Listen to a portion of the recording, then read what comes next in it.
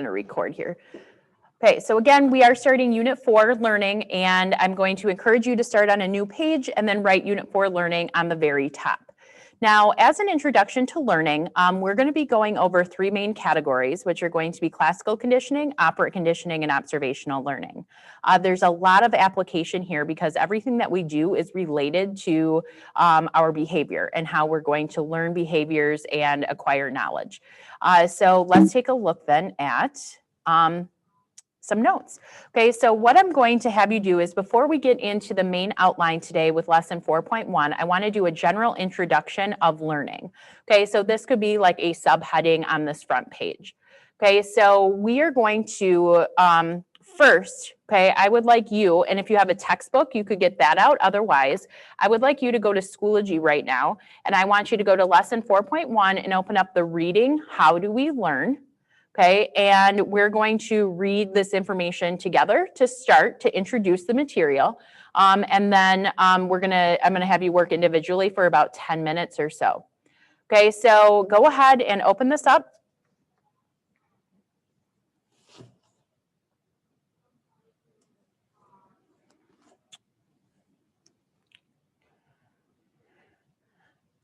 Okay, so I would like to read and have you follow along for the first section here, and then I'll give you further instruction as to what we're doing, okay? So we're gonna start on page 262, which is kind of a mustard color on that reading, and you can leave this open because you'll need to have the FAST assignment in a little bit too, okay? So when a salmon first emerges from its egg in a stream's gravel bed, its genes provide most of the behavioral instructions it needs for life. It knows instinctively how and where to swim, what to eat, and most spectacularly, where to go and when and how to return to its birthplace. Guided by the scent of its home stream, it pursues an upstream odyssey to its ancestral spawning ground and seeks out the best gravel and water flow for breeding. It then mates, and its life mission accomplished, dies. Okay, so the reason I'm reading this is I really love how concise this is, and it provides a lot of really great examples to help introduce the unit, okay? So moving on. Unlike salmon, we are not born with a genetic plan for life. Much of what we do, we learn from experience. Although we struggle to find the life direction a salmon is born with, our learning gives us more flexibility. We can learn how to build grass huts or snow shelters, submarines or space stations, and thereby adjust to almost any environment. Indeed, nature's most important gift to us may be our adaptability, our capacity to learn new behaviors that help us cope with changing circumstances. Learning breeds hope. What is learnable, we can potentially teach, a fact that encourages parents, teachers, coaches, and animal trainers. What has been learned, we can potentially change by new learning, an assumption that underlies counseling, psychotherapy, and rehabilitation programs. No matter how unhappy, unsuccessful, or unloving we are, that need not be the end of our story. So this is really the part that stands out to me and what it makes it one of my favorite units. Okay, no topic is closer to the heart of psychology than learning. In earlier units, we considered how we learn to think critically and the learning of visual perceptions and of a drug's expected effect. In later units, we will see how learning shapes our thoughts and language, how our motivations and emotions, our personalities and attitudes. Okay, in the memory unit, we will see how the brain stores and retrieves learning. Okay, so really this is a very significant unit because it ties everything together. Okay, and it's not like the traditional learning in the sense like how you learn in school. That's definitely part of it, but it is in every facet of our life. So let's go ahead and write down this definition of learning. Okay, and again, this is just a brief introduction before we get into lesson 4.1. So learning is the process of acquiring new and relatively enduring information or behaviors. Okay, so what happens here is with learning, okay, we acquire this new information, okay, but the large thing that we're going to be focusing on here is behaviors, okay, and these do tend to be relatively enduring. So if I were to go back to the reading, okay, and it talked about rehabilitation programs, psychotherapy, when a lot of rehabilitation programs are, let's say it's a drug rehabilitation, is like 90 days. Okay, the first week, maybe 2 weeks, is dealing with the physical symptoms. The rest of the time is spent learning new behaviors, to like learning new ways to cope with stress, learning how not to turn to drugs. Okay, so that would be a process of learning. You knowing your behaviors, like raising your hand in class, that is because of learning. You were reinforced for raising your hand, maybe scolded if you didn't raise your hand. Okay, so those are just a few examples. Now, with these next ones here, what I would like you to do is to leave 2 spaces for your definition and an example. Okay, and this is what you're going to do when you're finished reading. Okay, so learning, we are going to be focusing on classical conditioning, which will be lesson 4.1. Operant conditioning is 4.2. And then I have kind of a mini lesson, 4.3, which is really comparing classical and operant, as well as looking at the biological and cognitive factors that contribute to learning. And then finally, we have observational, and your textbook is going to call it cognitive learning, but you could also see it as social cognitive or socio-cognitive learning. Okay, but I typically say observational learning, and that's usually what you'll see it as well. Okay, so now what are we going to do for the next 10 minutes or so? Okay, so what you're going to do is in your notes, you're going to define here, okay, and leave room for an example. Okay, I want you to consider an example, but I don't want you to write an example just yet because I don't want you to write down incorrect information. Okay, and then what you're going to do is in your notes, you'll define and leave a space or two. Okay, you probably won't need 2 spaces, but you're going to define and then you're going to write down examples. Okay, actually leave 2 spaces because I have 2 examples for each one. Okay, so are there any questions as to what you are doing at this time?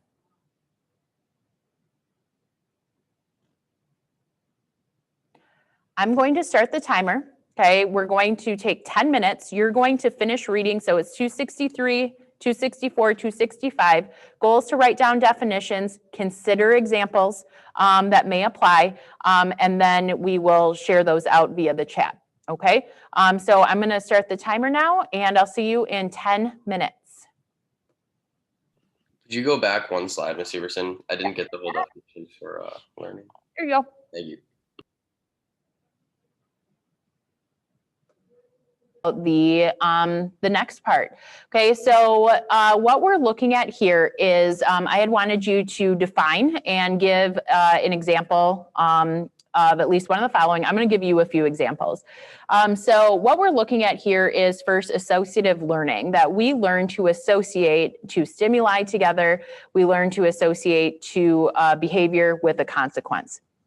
So here, I have an example of a red-winged blackbird. So I was running and I saw this beautiful bird. This was like 13 years ago. I saw this bird and I hadn't really seen it before, and it starts cawing. But as I'm running, it sounds like it's getting closer. Okay, so that means it's following me. This stupid bird was swooping at my head. Okay, and I'm like ducking, and it was very traumatizing. So now I learned to associate that bird with an attack. So then I feel afraid when I see that bird. Okay, I learned to associate a notification, okay, with maybe an emotion like happiness, curiosity, okay, things like that. Okay, we learn to associate doing something wrong with getting yelled at by a parent, okay, or we avoid getting yelled at by a parent by acting a specific way. Those are all examples of associative learning. Okay, and this next one is habituation. So you can write down any of those examples. A lot of the examples you shared before, as long as it's not observational learning, would be correct because it has to do with both classical and operant conditioning. Now, habituation, they had talked about the sea slug, and this one is always a little bit confusing because a lot of times we are going to mix this up with sensory adaptation. And I'm not sure if you noticed, there was a spot on page 264, and it just says AP exam tip, and I just want to read it to you. Okay, so it's easy to confuse habituation with sensory adaptation. So sensory adaptation occurs when one of your sensory systems stops registering to the presence of unchanging stimuli, such as when swimming in a cold pool. The water no longer feels cold. That's your sensory system. Habituation is also a diminished response, but it's because of learning. So if you're exposed to the same stimulus over and over, your response decreases. So a friend might sneak up and startle you by saying boo, but you'll startle less because you've learned that they're going to say boo. So I have two examples here that I'm going to want you to write down. And I think this little baby video here is probably the strongest example that I have.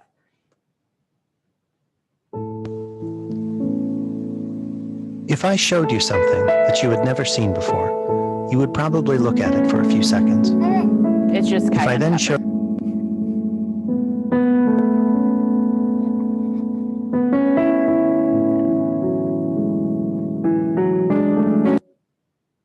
seconds.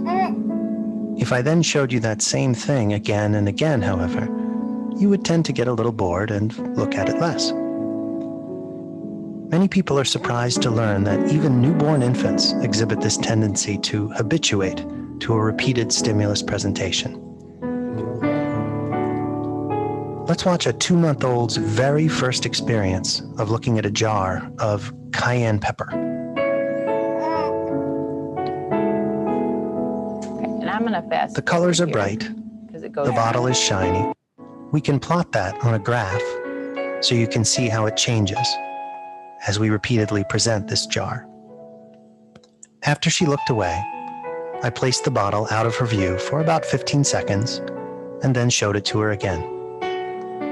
Here comes the second time that this little girl ever saw a jar of cayenne pepper. She looked at it again, of course, but this time looked away after about 14 seconds.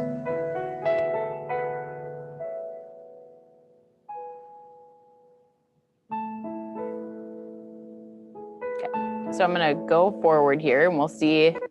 This is what I'm looking for. Okay, so what we're looking at here, and this might be a good way, is getting bored.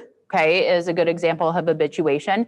So she has learned about the cayenne pepper, okay, and has a diminished response with the more exposure to it. Okay, so that's habituation. It's not like her eyes are getting used to it. It's her brain getting bored. Okay, and I have another example here. So you have the baby with the cayenne pepper. Okay, but then I also have this example of crows. Okay, so crows are in a cornfield. The scarecrow is put up and the crows initially are afraid of it. Okay, so then they continue to fly over it, and they have a diminished response of that fear. Okay, so now they're no longer afraid of it. Okay, so that would be another example of habituation. Okay, so any questions on the reading or any of the vocab?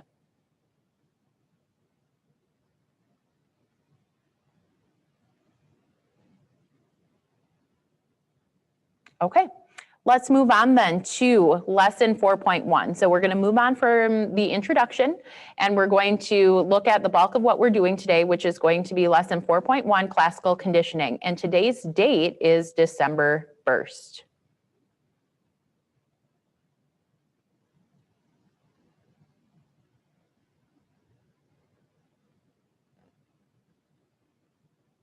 Okay, here we go. Our purpose today is I want you to be able to describe basic classical conditioning phenomenon. So we're going to have a lot of key vocab that's going to go along with classical conditioning. Then we're going to look at the phases of learning. And then we'll be looking at some famous experiments as well today. So the first thing that I'd like you to do, so we can have some participation here, is I would like you to open FAST 4.1 and you're going to complete part A. What this is asking you for is just a few examples, okay? And on the FAST assignment, let me open it here. Okay, so on this FAST assignment, you have, for part A, write down personal examples for the following, and then you're going to diagram them later. Okay, I want you to think if you have a food aversion. Okay, so if you cannot eat a food anymore, okay, or it's just kind of gross to you, a phobia or a fear. Okay, so like me, I'd write down red-winged blackbirds, and then a retrieval of a memory or an emotional experience. So what I'm looking for here is, let's see. I can think of, there's a song called Flag Will Sit Up, and every time I hear it, I'm happy because I think of high school. Okay, I think of my high school friends and like driving around. And that would be an emotional experience to a song or a retrieval of a memory. If I were to smell, cookies, I might feel happy because I baked them with my grandma. Okay, so that's what I'm looking for there. So I am going to give you 2 minutes to write down personal examples here. Okay, and then we'll come back together. Okay, so let's get into notes and hang tight on those examples. Okay, so first, let's get a definition down of classical conditioning where we look at, we link 2 or more stimuli and anticipate events. Okay, so you probably already put this earlier in your notes, okay, but there's a few things I'd like to add. Okay, one is that it's an involuntary response and it's often physiological. Okay, so with classical conditioning, we're linking those 2 stimuli, okay, and anticipating something happening. So we link the lightning with the thunder, and then we anticipate that loud noise, okay, so we wince. I'm going to link this food with getting sick, okay, so I'm not going to eat that food anymore. And those are various things with classical conditioning. So I had you write down these 3 examples. Okay, and I just split up emotional response and memory retrieval here, but these are all examples that could be classical conditioning. Okay, so if somebody has a food aversion, it was largely acquired through classical conditioning, that they had food poisoning, then they got nauseous, and they associate it with the food that they ate. A phobia or fear, okay, they're afraid of something that happened with an animal or enclosed space, okay, and now they have that fear. And then the emotional and memory are kind of hand in hand, okay? But I can't control when I retrieve a memory. I can't control being afraid. I certainly, if I could stop being nauseous to chicken pot pies, I would. And I'll talk about that later. So what I would like to do now is just have you share out a few examples here. Okay, so I would like you to send me a message in the chat of one example of one of these. Okay, so if you think your food aversion is the best example, and your food aversion should be, specifically when you got sick.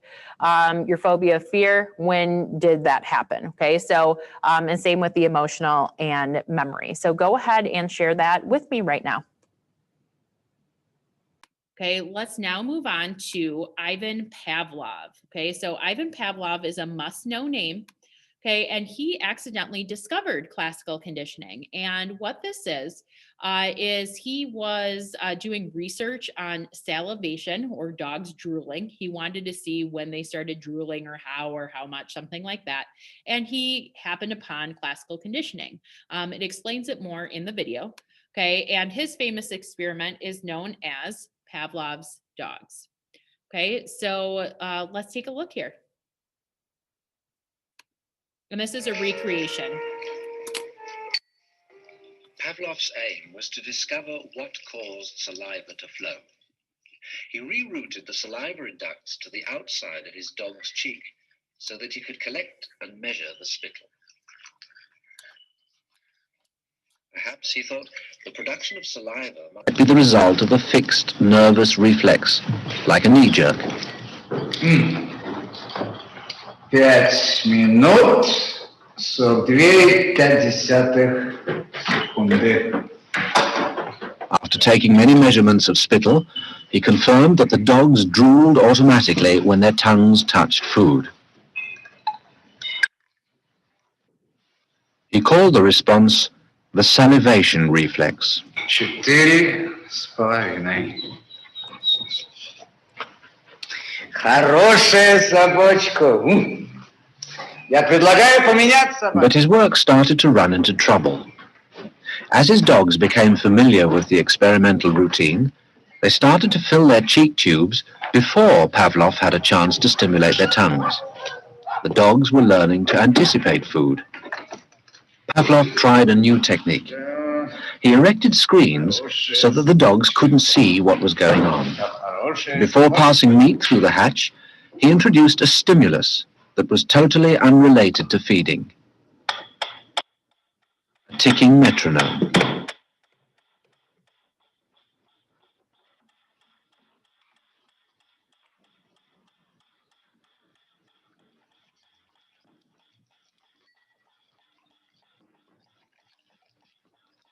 At first, the dog dripped saliva into its cheek tube only when the food appeared. But after a number of trials, the dog began to connect the ticking with the arrival of meat.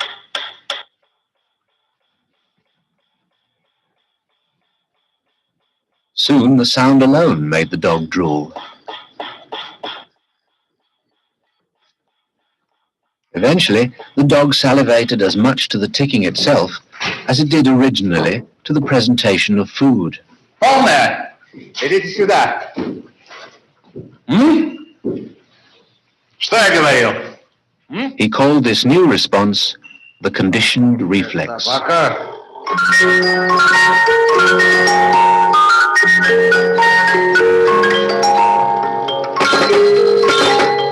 Whatever the stimulus, his dogs could soon be conditioned to produce saliva.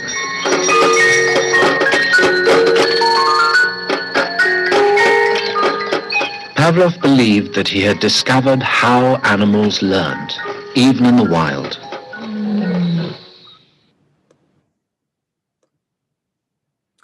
Okay, so let's take a look at these concepts.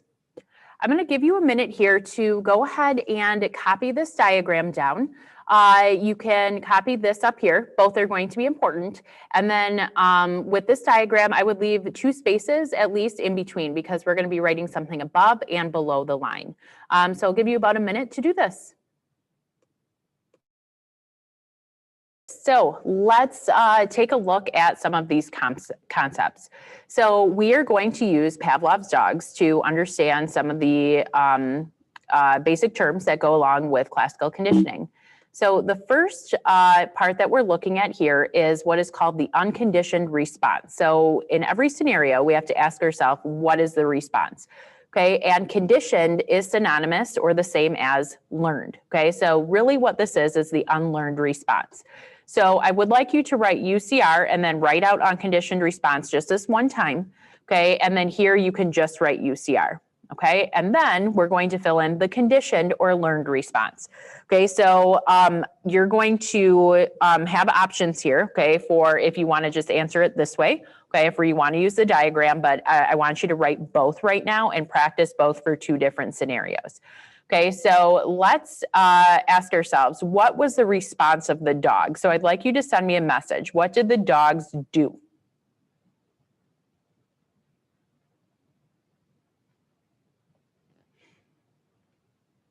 Okay, so I have a few answers. Salivation, okay, is the correct answer, or drool.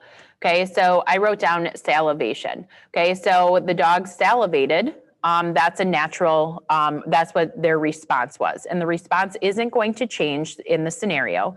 Okay, it's just what the response changes to a stimulus. Okay, so that's what we'll be looking at. Now, the next question that we're looking at here is what naturally causes the dogs to drool.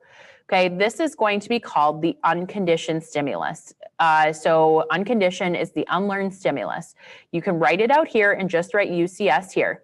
Okay, so what naturally caused the dogs to drool? Okay, what is something that the dogs do not have to learn causes drool? So go ahead and type that to me, please.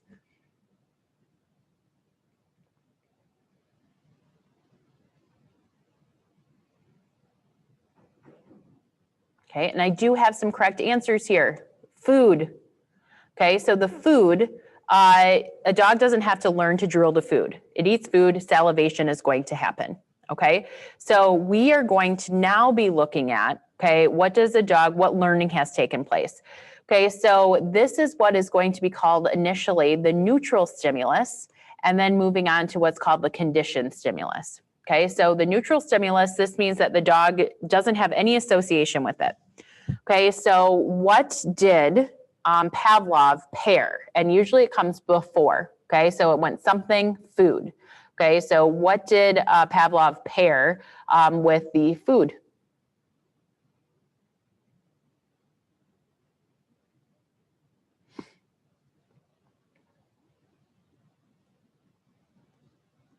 Okay, so I see noises, ticking, metronome, the sound, absolutely. And we are going to call it the bell.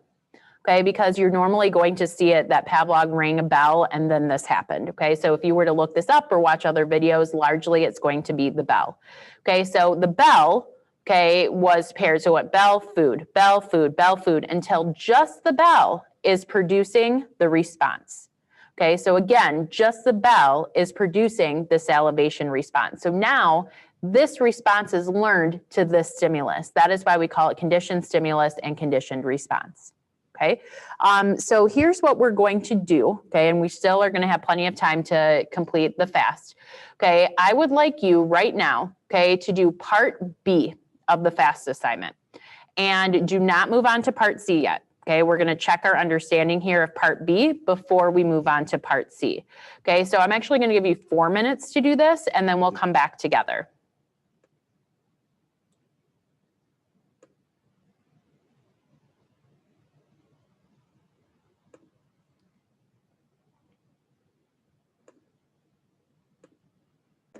Okay, and I'm just going to go through the responses, and I want you to check your answers.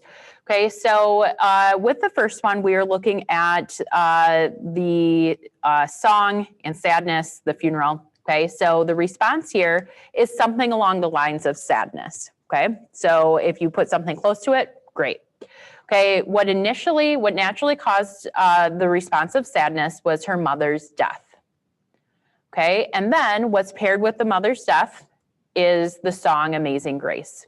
Okay, so this is what you should see for the first one. Okay, now let's go on to the food poisoning example. Okay, and this is one that you may relate to. Okay, first, the response is nausea. Okay, so the response in this case is nausea. What naturally caused the response is going to be food poisoning. Okay, what is paired with the UCS or the food poisoning is going to be the barbecue sandwich. Okay, a barbecue sandwich in itself does not naturally make somebody sick, okay, because a lot of times these get flip-flopped. The bacteria on the food is going to cause the nausea, and you link that with the food that was eaten.